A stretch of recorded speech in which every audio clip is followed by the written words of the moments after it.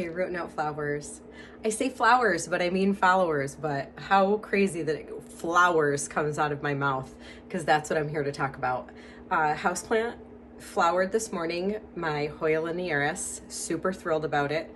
Decided a few weeks ago that when it bloomed, I was going to make a video, even though it's way outside my comfort zone. Just because I don't often bring my houseplants into the RootNote world, but I'm gonna be honest, I'm missing my plants and I'm missing my people, and I need to connect with you guys. So I thought maybe I'd do a quick video on houseplants and see how many of our outdoor plant lovers also love houseplants or have houseplants or even want to get into houseplants. So I'm gonna give you a tour of our space.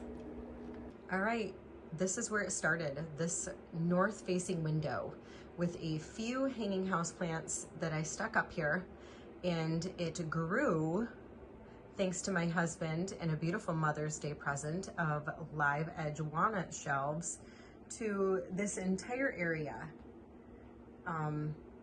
Some plants are big, some plants are small, some plants are cuttings, some are climbing, some are trailing. We have a lot of everything in here. We have some monsteras, we have a lot of Hoyas, holiday cactuses of all three varieties. I think just a little bit of everything, including cats taking naps because it's nice and warm in here. This guy over here is one of my favorites. It is a Hoya carrii. It belongs in the window, but I need to transplant it, so it's sitting there waiting for me to do so. I have quite a few cuttings up here from some plants that didn't fare my neglect of the summer. I tend to do that when I'm outside more often. Got a couple of favorites in here. This one that climbs my wall is a Monstera dubii, one of my favorites. It's a shingling plant. You can see it had a plank, and then it had a bigger plank, and now it's up my wall because it ran out of space. Sorry about my camera habits here. I'm not super good at it, so it might be a little shaky. This is one of my favorites here, calatheas.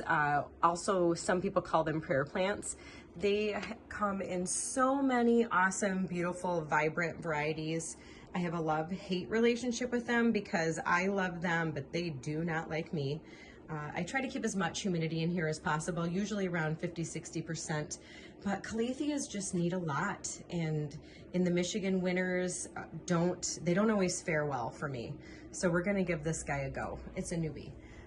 Here on the floor is a nice large plant. This is a philodendron. This is one of the more common plants you can find usually at Lowe's or Home Depot. It's called a jungle boogie.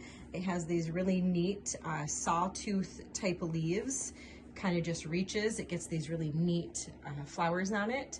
Another one of my favorites that's underneath here that tends to be a lot like the calathea is a stramanthe. You can see by its brown tips that it is begging for more humidity, but I just can't provide it. A lot of pothos, as you will, in here. This one is a mandula.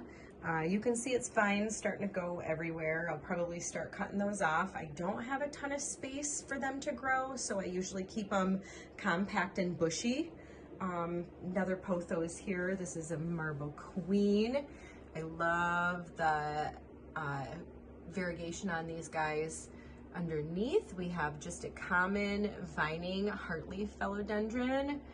That one you can find pretty much anywhere, Walmart, Meijer.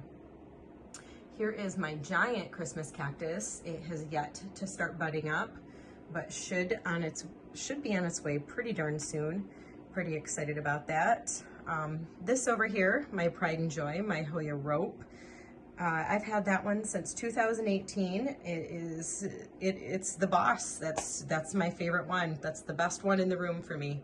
And the greatest thing about it is it blooms and it has these beautiful velvety star-shaped blooms that smell like chocolate. I absolutely love them. So here is my Hoya linearis. This is the one that just started blooming for me. I don't know if you can see them, but it has these flowers all over the place. There's about 20 of them. And we have one that had 3 teeny tiny little blossoms open. I'll take a picture and post in the comments so that you guys can get a much better view of it. Real hard to get on camera with the zoom on it.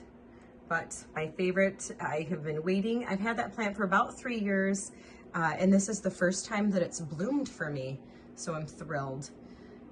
Another bloomer we have here is a black pagoda lipstick plant. It gets the most unique blooms on it. Look at these guys. They're like a yellowy greenish orange. They look like little shrimp, but they have them all over in there. They blend in pretty good, so you don't always notice they're there until they're there. But they have those all over. This guy will bloom on and off all winter long, which will be fun for us.